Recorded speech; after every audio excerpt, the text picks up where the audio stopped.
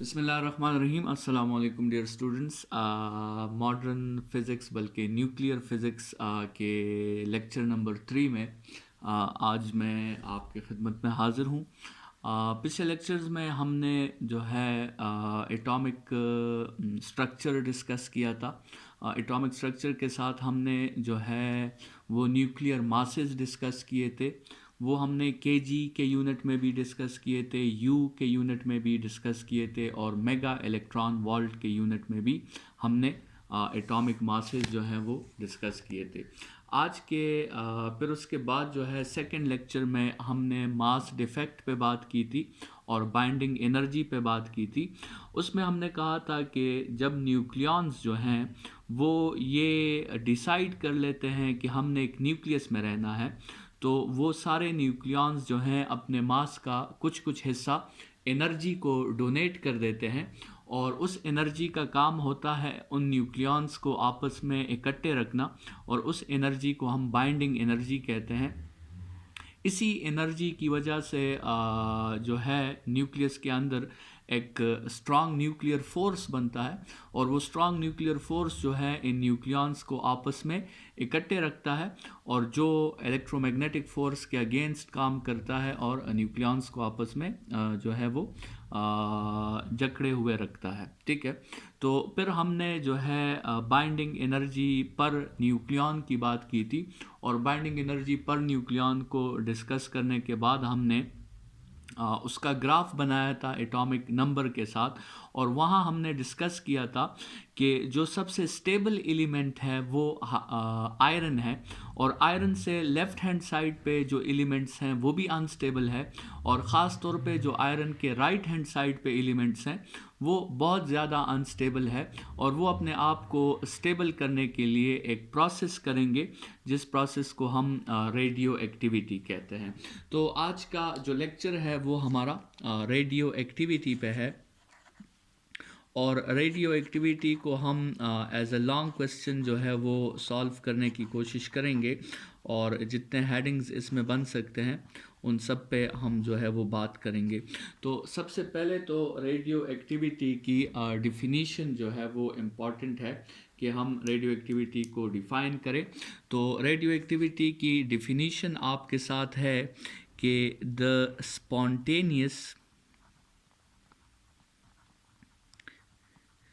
spontaneous and random decay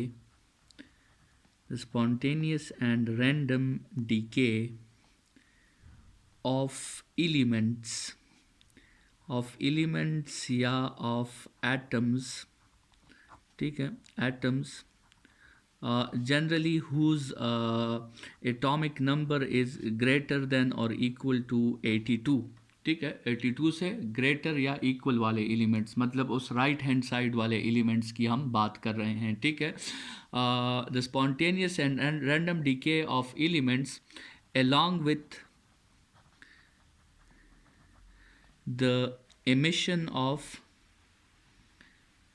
with the emission of alpha, beta और gamma particles to gain, ये मकसद क्या है रेडियो एक्टिविटी का, to gain stability is known as radioactivity. ठीक है, तो स्टूडेंट्स यहाँ पे जो हमने एटॉमिक नंबर को स्पेसिफाई किया है, यहाँ से आप आइडिया ले लें कि रेडियो एक्टिविटी की आपके साथ दो कैटेगरीज हो सकती है। एक आपके साथ है नेचुरल रेडियो एक्टिविटी और एक है आर्टिफिशियल रेडियो एक्टिविटी। तो नेचुरल रेडियो एक्टिविटी वो है कि एक एटम खुद ही अनस्टेबल है और वो उस केस में पॉसिबल है जैसे हमने कहा कि उसका एटॉमिक नंबर जो है वो 82 से ज़्यादा हो।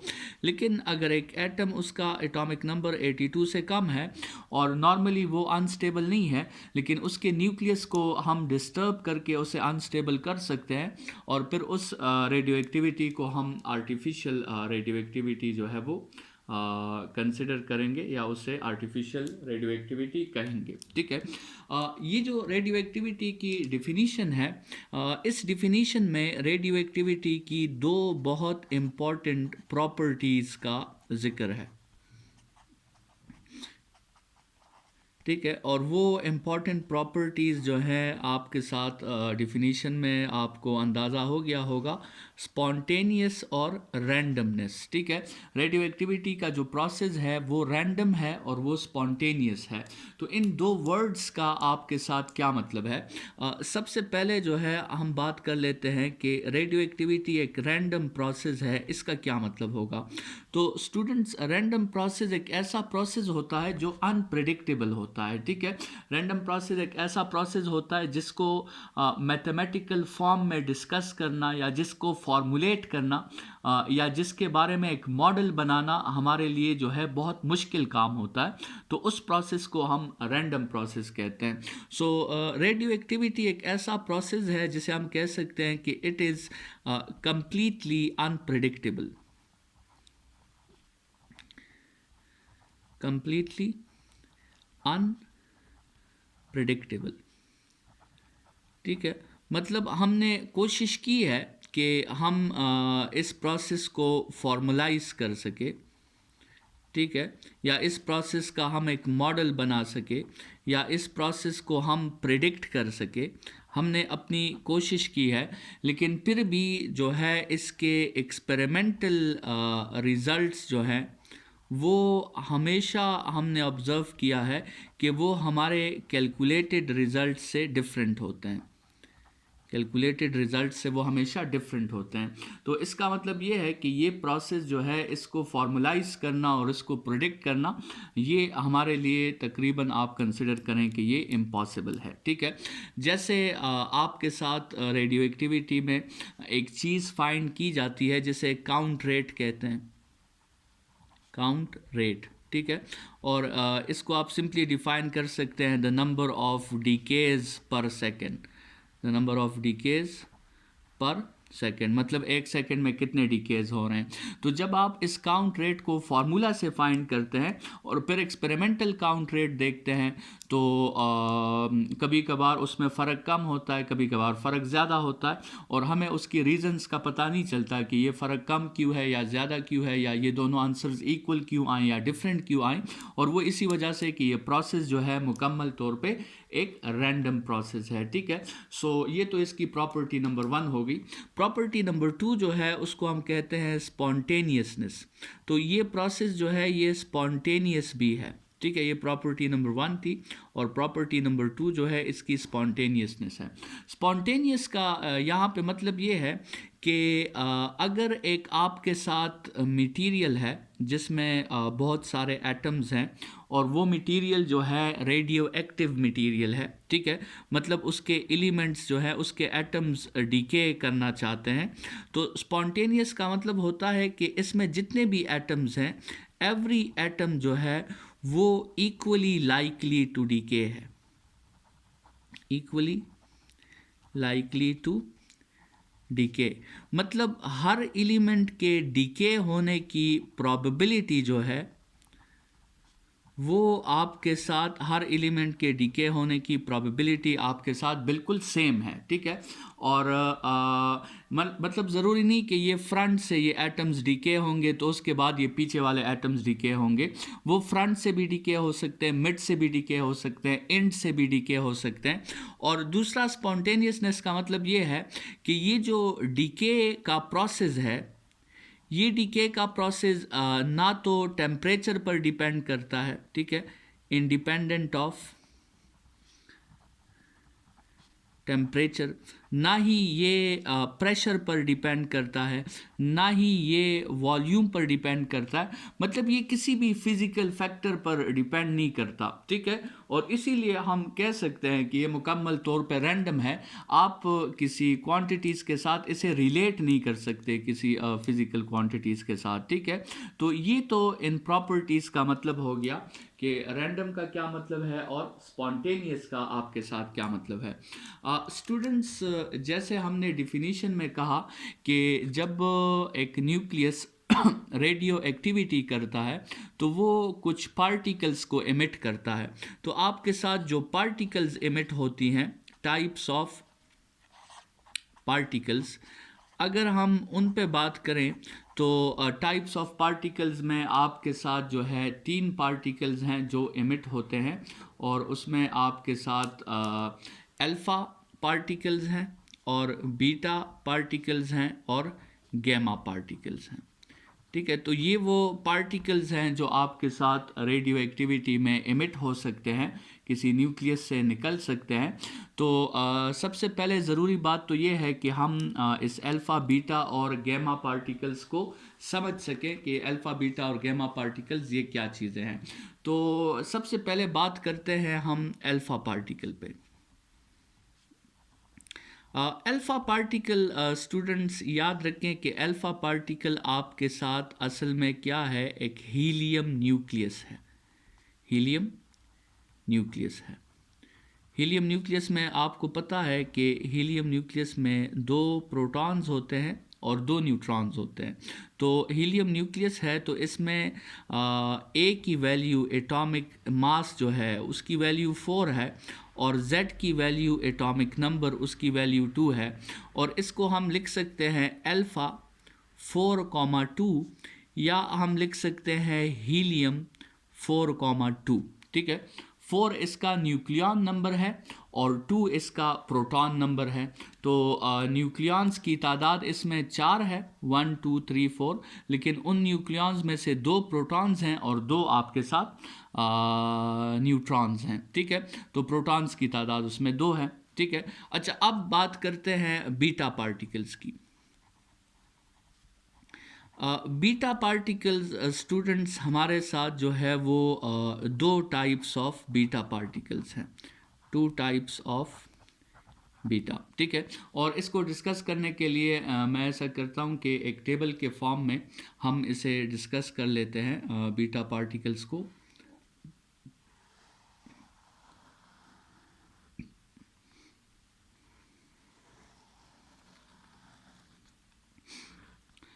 सबसे पहले अगर हम इसकी टाइप्स पे बात करें तो जैसे हमने कहा बीटा पार्टिकल्स की 2 टाइप्स हैं, एक को हम बीटा पॉजिटिव कहते हैं, एक को हम बीटा नेगेटिव कहते हैं। ठीक है, सो 2 टाइप्स हैं आपके साथ, बीटा पॉजिटिव और बीटा नेगेटिव।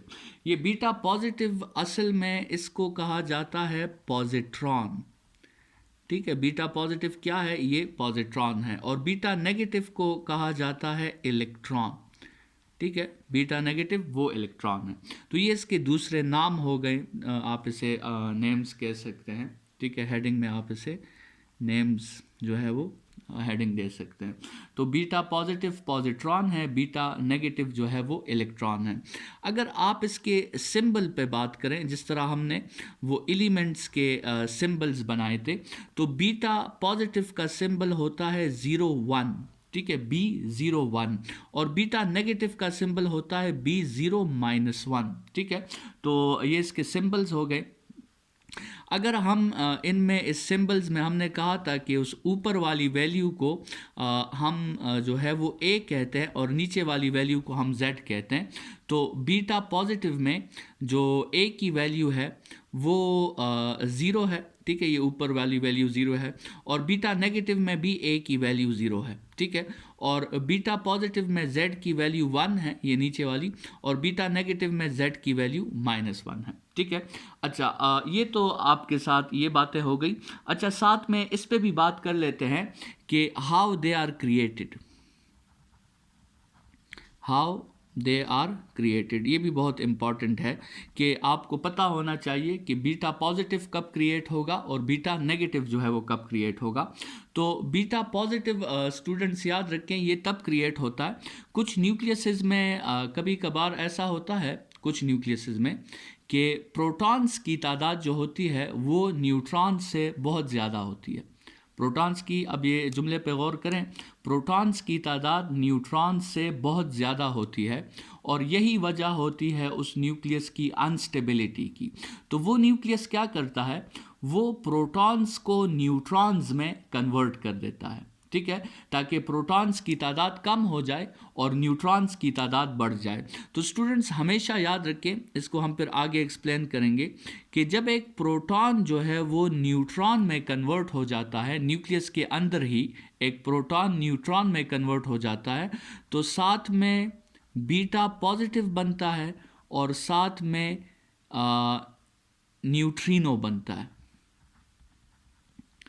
ठीक है, तो बीटा पॉजिटिव कब बनेगा? जब आपके साथ प्रोटॉन जो है वो न्यूट्रॉन में कन्वर्ट होगा, तो उस वक्त बीटा पॉजिटिव बनेगा।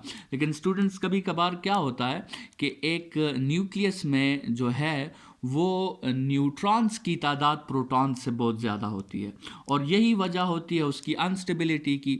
तो वो न्यूक्लियस क्या करता है, वो फिर न्यूट्रॉन्स को प्रोटॉन्स में कन्वर्ट करके अपने आप को स्टेबल करना चाहता है, और जब भी न्यूट्रॉन प्रोटॉन में कन्वर्ट होगा तो स्टूडेंट्स एक पार्टिकल बीटा नेगेटिव बनेगा और साथ में उसके साथ एंटी न्यूट्रिनो जो है वो बनेगा। ठीक है, तो ये तो आपके साथ बीटा पार्टिकल्स पे बात हुई, और ये जो हम कह रहे हैं कि प्रोटॉन न्यूट्रॉन में कन्वर्ट होगा तो बीटा पॉजिटिव बनेगा, और अगर न्यूट्रॉन प्रोटॉन में कन्वर्ट होगा तो बीटा नेगेटिव साथ में बनेगा।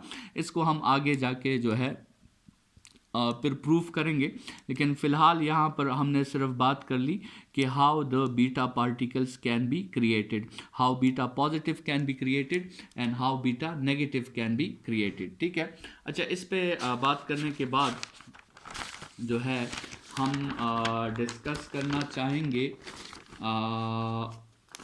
जनरल मैकेनिज़म्स को।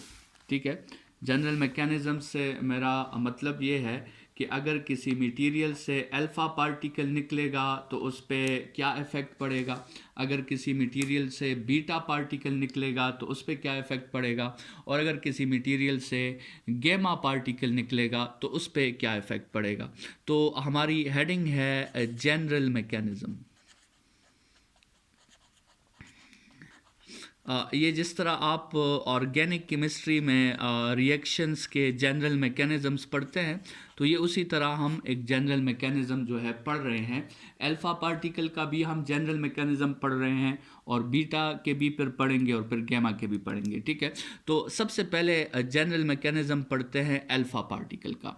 तो कंसिडर करें स्टूडेंट्स कि ये एक एटम है जिसका एटॉमिक नंबर ए है, और जिसका एटॉमिक मास जो है ए है, और एटॉमिक नंबर जो है उसका जेड है। ठीक है, तो ये हमारे साथ एक एटम है। अब ये एटम क्या करता है, ये एटम एक अल्फ़ा पार्टिकल को रिलीज़ कर देता है। मतलब इस एटम का जो न्यूक्लियस है उससे एक अल्फ़ा पार्टिकल आपके साथ रिलीज़ हो जाता है। तो अल्फ़ा पार्टिकल तो आपको पता है कि उसका एटॉमिक मास जो है 4 होता है और एटॉमिक नंबर उसका 2 होता है। तो जैसे ये अल्फ़ा पार्टिकल रिलीज़ होगा, ये एटम X जो है ये किसी दूसरे एटम Y में कन्वर्ट हो जाएगा, लेकिन Y का जो एटॉमिक मास होगा वो A नहीं होगा, वो आपके साथ A-4 होगा। ठीक है, Y का जो एटॉमिक मास है वो A-4 होगा, और इसी तरह Y का जो एटॉमिक नंबर है वो असल में Z-2 होगा। मतलब स्टूडेंट्स कहने का ये है कि जब भी किसी एटम से, किसी न्यूक्लियस से एक अल्फ़ा पार्टिकल जो है वो रिलीज़ होगा, तो जो नया न्यूक्लियस बनेगा उसका एटॉमिक मास बाय 4 डिक्रीज़ हो जाएगा, और उसका एटॉमिक नंबर जो है वो बाय 2 डिक्रीज़ हो जाएगा, और साथ में आपके साथ कुछ एनर्जी भी बन जाएगी।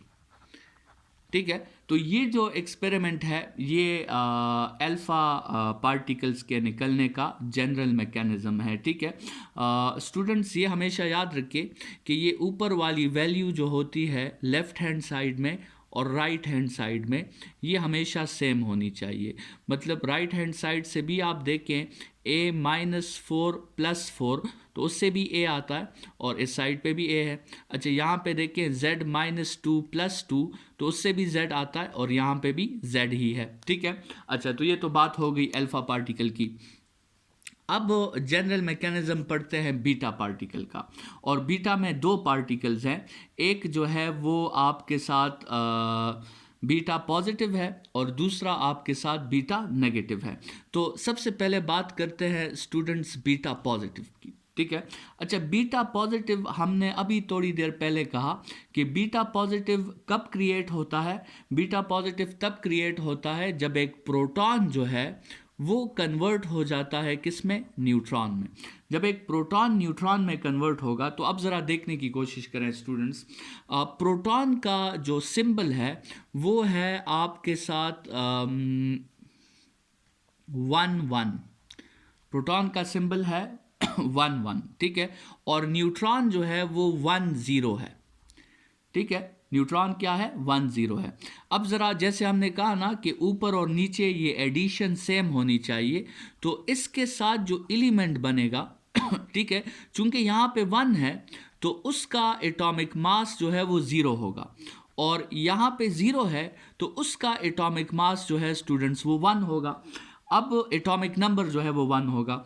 ये जो चीज़ बनी है इसी को हम बीटा पॉजिटिव कहते हैं। ये जो चीज़ बनी है इसी को हम पॉजिट्रॉन कहते हैं, ठीक है। ये पॉजिट्रॉन का सिंबल है या पॉजिट्रॉन की रिप्रेजेंटेशन है।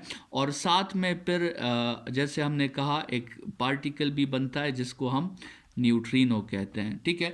तो अब ज़रा स्टूडेंट्स बीटा के मैकेनिज़्म को समझें।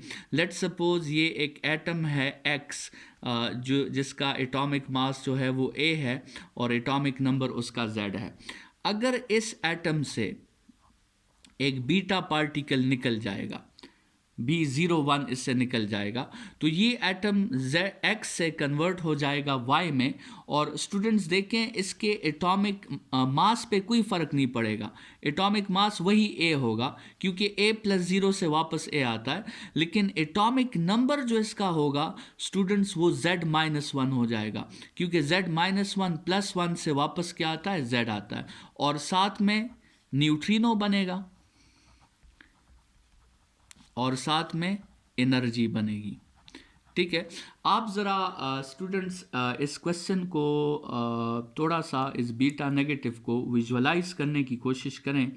देखें, पहली बात इस पे सोचें कि एटॉमिक मास पे क्यों फ़र्क नहीं पड़ा। एटॉमिक मास पे इसलिए फ़र्क नहीं पड़ा कि न्यूक्लियस से एक प्रोटॉन गायब हो गया लेकिन उसकी जगह एक न्यूट्रॉन आ गया। तो न्यूक्लियस के जो मेंबर्स थे उसके काउंट पे तो फ़र्क नहीं पड़ा।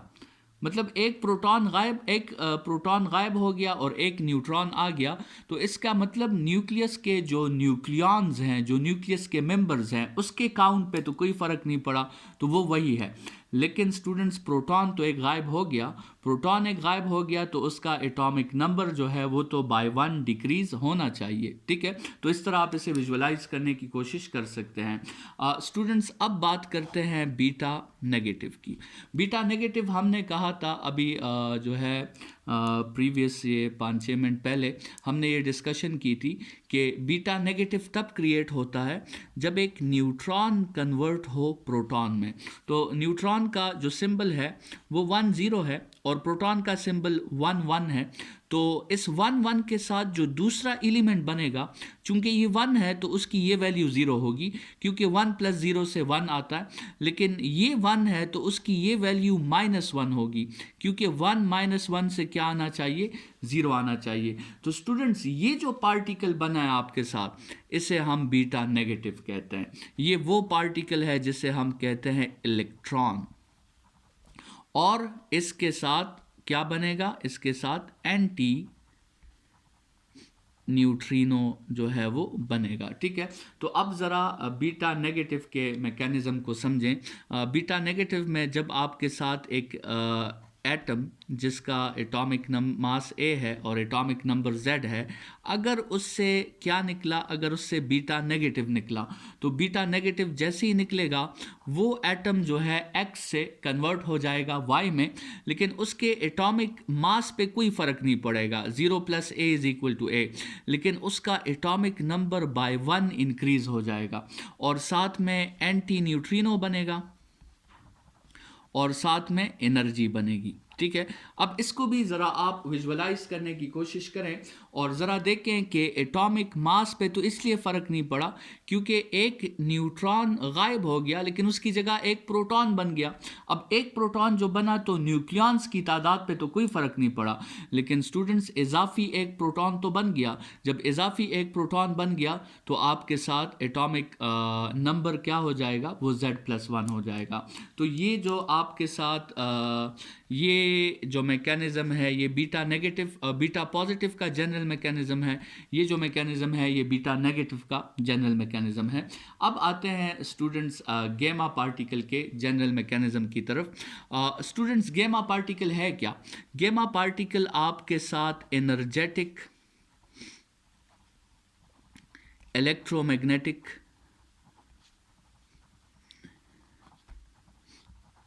रेडिएशन है। ठीक है, गैमा पार्टिकल्स जो हैं वो एनर्जेटिक इलेक्ट्रोमैग्नेटिक रेडिएशंस हैं, जो एक्स रेज से भी आपके साथ एनर्जेटिक रेडिएशंस हैं। अच्छा, अब ये बात याद रखें कि अगर एक एटम है ए और जेड, उससे गैमा पार्टिकल निकलता है, तो गैमा पार्टिकल से स्टूडेंट्स ये एटम जो है ये वही एटम रहता है, ये अपनी आइडेंटिटी को लॉस नहीं करता, ये एक्स से वाई में कन्वर्ट नहीं होता, क्योंकि गैमा पार्टिकल तो एनर्जी है। ये न्यूक्लियस से कोई प्रोटॉन या न्यूट्रॉन नहीं निकला, ना ही न्यूक्लियस में कोई प्रोटॉन न्यूट्रॉन में कन्वर्ट हुआ है, ना ही न्यूट्रॉन प्रोटॉन में कन्वर्ट हुआ है, और ना ही न्यूक्लियस से कहीं दो प्रोटॉन्स और दो न्यूट्रॉन्स निकले हैं ताकि उसकी आइडेंटिटी ज़ाया हो जाए। तो असल में फिर क्वेश्चन ये आता है कि ये गैमा पार्टिकल निकलते क्यों हैं? तो स्टूडेंट्स, जिस तरह वैलेंस इलेक्ट्रॉन्स के अपने एनर्जी लेवल्स होते हैं, तो उसी तरह न्यूक्लियस में ये जो प्रोटॉन्स हैं और न्यूट्रॉन्स हैं, इसके भी अपने एनर्जी लेवल्स होते हैं। तो कभी कभार क्या होता है कि एक न्यूट्रॉन या प्रोटॉन जो भी हो, वो हायर एनर्जी लेवल से let suppose lower energy level की तरफ जंप करता है। तो जब वो हायर एनर्जी लेवल से लोअर एनर्जी लेवल की तरफ जंप करता है तो एक फोटॉन को रिलीज करता है, और वो फोटॉन किस रेंज में होता है? वो फोटॉन गैमा रेडिएशंस के रेंज में होता है। तो ये जो न्यूक्लियस करता है, उससे भी न्यूक्लियस की स्टेबिलिटी गेन होती है, उससे भी न्यूक्लियस की डिस्टर्बेंस जो है वो कम हो जाती है, लेकिन इस रेडिएशन को रिलीज़ करने से न्यूक्लियस की आइडेंटिटी ज़ाया नहीं होती। ये बात आपने याद रखनी है। अल्फा पार्टिकल्स के निकलने से न्यूक्लियस किसी दूसरे न्यूक्लियस में कन्वर्ट हो जाता है, बीटा पार्टिकल के निकलने से न्यूक्लियस किसी दूसरे न्यूक्लियस में कन्वर्ट हो जाता है, लेकिन गैमा पार्टिकल्स के निकलने से न्यूक्लियस किसी दूसरे न्यूक्लियस में कन्वर्ट नहीं होता, उसकी आइडेंटिटी ज़ाया नहीं होती। ठीक है, तो ये तो जनरल मैकेनिज़म्स पे बात हुई। स्टूडेंट्स, अगर हम जो है इन पार्टिकल्स की पेनेट्रेशन और आयनाइजेशन पे बात करें, ठीक है, तो याद रखें स्टूडेंट्स, पेनेट्रेशन जो है ये पार्टिकल का नेचर है। जो जिस पार्टिकल का मास ज़्यादा होगा उसकी पेनेट्रेशन भी ज़्यादा होगी, मतलब पेनेट्रेशन पार्टिकल का काम है, और आयनाइजेशन ये एनर्जी का काम है। ठीक है, जिसमें एनर्जी ज़्यादा होगी उसकी आयनाइजेशन भी ज़्यादा होगी। तो ये दोनों बातें अगर आपको याद होंगी तो आपको जो है वो अल्फ़ा बीटा और गैमा की पेनेट्रेशन और आयनाइजेशन में कभी कन्फ्यूजन जो है वो नहीं होगी। तो हम एक टेबल में इसे वो कर लेते हैं, पेनेट्रेशन और आयनाइजेशन को, अल्फ़ा बीटा और गैमा। चूंकि आपको पता है कि अल्फ़ा पार्टिकल का मास जो है वो सबसे ज़्यादा है, तो इसकी पेनेट्रेशन सबसे हाई होगी, लेकिन अल्फ़ा पार्टिकल की एनर्जी इतनी नहीं है, तो इसकी आयनाइजेशन जो है वो वीक होगी। ठीक है, गेमा पार्टिकल का मास नहीं है तो इसकी पेनेट्रेशन वीक होगी, लेकिन गेमा पार्टिकल की एनर्जी बहुत ज़्यादा है तो इसकी आयनाइजेशन जो है वो काफ़ी स्ट्रांग होगी, काफ़ी हाई होगी। बीटा का मास है लेकिन अल्फ़ा के मुकाबले में कम है तो इसलिए इसकी पेनेट्रेशन मॉडरेट होगी, और बीटा की एनर्जी अल्फ़ा के मुकाबले में ज़्यादा होती है तो इसकी आयनाइजेशन भी मॉडरेट होती है। ठीक है, तो ये इसकी पेनेट्रेशन और आयनाइजेशन पे बात हो गई। स्टूडेंट्स, पेनेट्रेशन के लिहाज से अगर हम देखें तो अल्फ़ा की पेनेट्रेशन जो है वो, अच्छा यहाँ पे थोड़ी सी कन्फ्यूजन हो गई। असल में आयनाइजेशन जो है ना, आयनाइजेशन किसी पार्टिकल से इलेक्ट्रॉन्स निकालना ये पार्टिकल नेचर का काम है, और पेनेट्रेशन जो है ये एनर्जी का काम है। सॉरी स्टूडेंट्स, यहाँ पे थोड़ी सी कन्फ्यूजन हो गई, तो उसमें ये सारी वैल्यूज़ जो है ये चेंज हो जाएंगी। ठीक है, अल्फा पार्टिकल की पेनेट्रेशन सबसे वीक होगी और आयनाइजेशन सबसे हाई होगी। गेमा पार्टिकल की आयनाइजेशन सबसे वीक होगी और पेनेट्रेशन सबसे हाई होगी, और इन बाकी दो की बीटा की तो दोनों जो है वो मॉडरेट होगी। ठीक है, सो ये आपके साथ पेनेट्रेशन और आयनाइजेशन की बात हो गई। अच्छा, अब स्टूडेंट्स अगर इस पे बात की जाए ना कि अगर आप इस पेनेट्रेशन को देखें तो अल्फ़ा की पेनेट्रेशन सबसे वीक है, बीटा की पेनेट्रेशन मॉडरेट है, और गेमा की पेनेट्रेशन जो है वो सबसे हाई है। तो इसका मतलब अल्फ़ा पार्टिकल्स को रोकना जो है काफ़ी आसान होगा, बीटा पार्टिकल्स को रोकना उससे मुश्किल होगा, और गेमा पार्टिकल्स को रोकना उससे भी मुश्किल होगा। तो ये भी जहन में याद रखें कि alpha particles can be easily stopped, beta particles फिर अल्फ़ा के लिहाज से उसका रोकना काफ़ी मुश्किल, थोड़ा सा मुश्किल हो जाता है, और गेमा पार्टिकल्स का रोकना फिर बहुत मुश्किल हो जाता है क्योंकि उसकी पेनेट्रेशन सबसे ज़्यादा है। स्टूडेंट्स, इस तरह करते हैं कि इस लॉन्ग क्वेश्चन को ख़त्म करते हुए एक टेबल में जितनी बातें हम फॉर्मुलेट कर सकें एक टेबल में, वो हम फॉर्मुलेट कर लेते हैं इस अल्फ़ा, बीटा और गेमा पार्टिकल्स के लिए। तो लेट्स सपोज हम एक टेबल बनाते हैं जिसमें हम बात करेंगे अल्फ़ा पार्टिकल, बीटा पार्टिकल और गैमा पार्टिकल्स की। ठीक है, तो सबसे पहले हम बात करते हैं, बल्कि इस तरह करते हैं कि यहाँ से हटा के यहाँ लिख लेते हैं अल्फ़ा पार्टिकल, बीटा पार्टिकल और गैमा पार्टिकल। ठीक है, ठीक है, ये यहाँ पे आ गया। सबसे पहले बात कर लेते हैं हम इनके मास पे। ठीक है, अब मास कहाँ मेंशन करूँ, ये सबसे पहले मास पे बात कर लेते हैं। तो अल्फ़ा पार्टिकल का मास जो है वो 4u है। ठीक है, 4 न्यूक्लियॉन्स हैं इसमें, थोड़ा सा फ़र्क होगा क्योंकि न्यूट्रॉन और प्रोटॉन के मास में थोड़ा सा फ़र्क है, लेकिन अगर हम वो नेग्लेक्ट करें तो अल्फ़ा पार्टिकल का मास जो है वो 4 टाइम्स मास ऑफ प्रोटॉन के इक्वल होगा, और उसकी जगह हम 4u लिख सकते हैं। बीटा पार्टिकल का मास जो है वो u डिवाइडेड बाय 1846 जो है वो राउंड अबाउट होगा, और मतलब ये एक इलेक्ट्रॉन है या पॉजिट्रॉन है, और इलेक्ट्रॉन या पॉजिट्रॉन का मास हमने u के यूनिट में लेक्चर नंबर 1 में डिस्कस किया था, वहाँ से आप रीचेक कर लें। और गेमा पार्टिकल तो फोटोन है, तो इसका मास क्या है, इसका मास आपके साथ 0 है। ठीक है, तो ये तो मासेस पे बात हो गई। अब स्टूडेंट्स चार्जेस पे बात कर लेते हैं। तो अल्फा पार्टिकल का चार्ज जो है वो +2e, 2 प्रोटॉन्स का चार्ज होता है। बीटा का चार्ज, चूंकि बीटा पॉजिटिव भी है बीटा नेगेटिव भी है, तो या +e का चार्ज होगा उस पर, या -e का चार्ज होगा। और गेमा पार्टिकल पे कोई चार्ज नहीं है, गेमा पार्टिकल तो फोटोन है, उस पर कोई चार्ज नहीं है। स्टूडेंट्स, अगर हम इसके नेचर पे बात करें कि इसके अंदर होता क्या क्या है, तो अल्फा पार्टिकल में 2 प्रोटॉन्स होते हैं और 2 न्यूट्रॉन्स होते हैं। बीटा पार्टिकल या तो पॉजिट्रॉन होगा और या फिर इलेक्ट्रॉन होगा। ठीक है, और गेमा पार्टिकल क्या है, ये असल में हाई फ्रीक्वेंसी रेडिएशंस हैं। ठीक है, तो ये इसके थोड़े से नेचर पे हमने बात कर ली।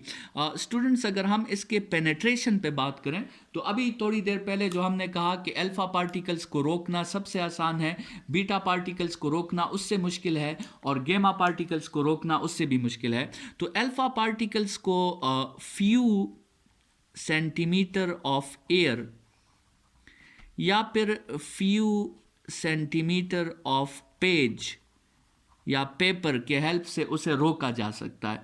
बीटा पार्टिकल को फिर एयर या पेज या पेपर के हेल्प से नहीं रोका जा सकता, उसको फिर उसके सामने फिर एल्यूमिनियम रखना पड़ता है, तकरीबन फ्यू सेंटीमीटर्स ऑफ एल्यूमिनियम रखना पड़ता है, ठीक है। और गेमा पार्टिकल्स फिर एल्यूमिनियम से नहीं रुकता, उसके सामने फिर फ्यू सेंटीमीटर्स ऑफ लीड जो है वो रखना पड़ता है। इसीलिए स्टूडेंट्स, जब आपके साथ एक रेडियो एक्टिव एनवायरनमेंट होता है तो उसमें वर्कर्स को जो है एक प्रोटेक्टिव सूट पहनाया जाता है जो लीड का सूट होता है, ताकि उससे अल्फा बीटा गेमा तीनों से प्रोटेक्शन जो है वो पॉसिबल हो सके। स्टूडेंट्स, अगर हम इसकी आयनाइजेशन की बात करें तो जैसे हमने कहा कि अल्फा पार्टिकल सबसे ज़्यादा आयनाइजेशन करता है, क्योंकि आयनाइजेशन करना पार्टिकल का काम है। बीटा पार्टिकल उससे कम आयनाइजेशन करता है और गेमा पार्टिकल उससे कम आयनाइजेशन करता है। तो एक रेशो मैं आपको बता देता हूँ कि जिस वक्त अल्फा पार्टिकल 10⁴ जो है एटम्स को आयोनाइज करेगा, उस वक्त बीटा पार्टिकल 10⁻³ एटम्स को आयोनाइज करेगा, और उस वक्त गेमा पार्टिकल सिर्फ एक एटम को आयोनाइज करेगा। तो इससे आप ज़रा रेशो अंदाज़ा लगाएं कि जिस वक्त अल्फा पार्टिकल 10,000 एटम्स को आयोनाइज कर सकता है, उसी वक्त बीटा पार्टिकल 1000 को और गेमा पार्टिकल सिर्फ एक एटम को आयोनाइज कर सकता है। तो इससे आपको इसके आयोनाइजेशन के रेशो का पता जो है वो चल सकता है। स्टूडेंट्स, अगर हम इलेक्ट्रिक फील्ड में इसकी बिहेवियर देखें तो अल्फा पार्टिकल जो है वो चूंकि खुद पॉजिटिव चार्ज है तो ये नेगेटिव की तरफ डिफ्लेक्ट हो जाता है। बीटा जो है उसमें दो केसेस हैं, वो अगर पॉजिट्रॉन है तो नेगेटिव की तरफ डिफ्लेक्ट हो जाएगा, अगर इलेक्ट्रॉन है तो फिर पॉजिटिव की तरफ डिफ्लेक्ट हो जाएगा, ठीक है ना, सिंपल है। और गेमा पार्टिकल जो है वो अनडिफ्लेक्टेड जाएगा, क्योंकि उस पर कोई चार्ज नहीं है तो वो अनडिफ्लेक्टेड जाएगा, ठीक है। अगर स्टूडेंट्स हम मैग्नेटिक फील्ड में इसकी बिहेवियर को देखें, एक अल्फा पार्टिकल को या बीटा पार्टिकल को हम मैग्नेटिक फील्ड में एंटर कर दें, तो आपके साथ आपको पता है कि फोर्स ऑन मूविंग चार्ज जो है वो चैप्टर नंबर 13 में हमने डिस्कस किया था कि जब भी एक मूविंग चार्ज को मैग्नेटिक फील्ड में एंटर किया जाता है, so due to this force magnetic force is equal to QVB sin theta, वो चार्ज यूनिफॉर्म सर्कुलर मोशन शुरू कर देता है। तो अल्फा पार्टिकल को अगर हम मैग्नेटिक फील्ड में एंटर करेंगे तो वो क्या शुरू कर देगा, सर्कुलर मोशन शुरू कर देगा, ठीक है। बीटा को एंटर करेंगे तो वो भी सर्कुलर मोशन शुरू कर देगा, ठीक है। और गेमा को एंटर करेंगे तो वो भी अनडिफ्लेक्टेड जाएगा, क्योंकि गेमा पे कोई चार्ज नहीं होता, उसमें Q की वैल्यू 0 हो जाती है, so there is no magnetic force acting on gamma, ठीक है। बाकी आप फिर जो है जो है लेफ़्ट हैंड फ्लेमिंग रूल से फाइंड कर सकते हैं कि अल्फ़ा किस डायरेक्शन में रोटेट करेगा, बीटा किस डायरेक्शन में। वैसे अगर आप ये फाइंड कर लें तो अल्फ़ा जो है वो आपके साथ एंटी क्लॉकवाइज रोटेट करेगा, बीटा पॉजिटिव वो भी एंटी क्लॉकवाइज रोटेट करेगा, और बीटा नेगेटिव जो है वो क्लॉकवाइज रोटेट करेगा। लास्ट में स्टूडेंट्स, अगर हम ये बात करें कि अगर हम इनको एक्सेलरेट करना चाहें तो कहाँ तक हम इनको एक्सेलरेट कर सकते हैं, मतलब इसकी स्पीड नॉर्मली क्या होती है। तो अल्फ़ा पार्टिकल की स्पीड जो है वो आप कंसिडर कर लें कि उसे हम 5% ऑफ स्पीड ऑफ लाइट तक पहुंचा सकते हैं। बीटा पार्टिकल जो कि एक इलेक्ट्रॉन है या एक पॉजिट्रॉन है, उसे तकरीबन 99% ऑफ स्पीड ऑफ लाइट तक पहुंचाया जा सकता है, ये C है स्पीड ऑफ लाइट। और फोटॉन तो खुद स्पीड ऑफ लाइट से मूव करता है। तो इस टेबल में स्टूडेंट्स हमने कोशिश की है कि अल्फ़ा, बीटा और गेमा इन तीनों पार्टिकल्स की जितनी प्रॉपर्टीज़ हम मेंशन कर सके वो हमने मेंशन कर ली है। और इसी के साथ ही आपका रेडियो एक्टिविटी का ये लॉन्ग क्वेश्चन जो है यहाँ पे बस एंड हो जाता है। और इसी तरह आपने इसे अटैम्प्ट करना है अगर रेडियो एक्टिविटी पे आपका लॉन्ग क्वेश्चन आए। इंशाल्लाह नेक्स्ट लेक्चर में आगे बढ़ेंगे। इस लेक्चर के लिए इतना ही। Thank you students.